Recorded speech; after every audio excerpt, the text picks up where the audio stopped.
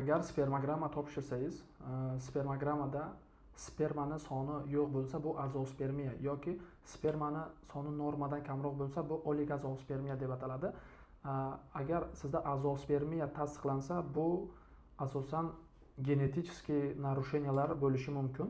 Bunda Y deletsiya, ya'ni AZF genetik narushenyasi, bu AZF A, B, C. Agar AZF A bilan B tasdiqlansa, bu sizni farzand ko'rishingiz nolga teng degani. Bunda siz tez operatsiyasi qilishi ham shart emas. Agar AZF C bo'lsa, bu 70% erkaklarda uchraydi. Agar genetik narushenyasi bo'lsa, unda urug' teza va mikroteza operatsiyasi bilan urug' sonini topishi mumkin.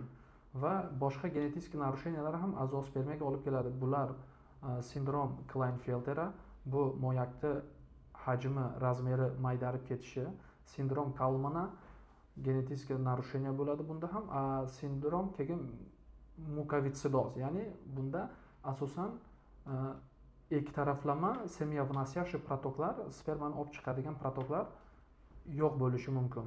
Agar sizlarda spermogrammada shunaqa azospermiya tasdiqlansa, hatman urologga murojaat qiling va genetik narushenyalarni aniqlab sizga yordam beradi.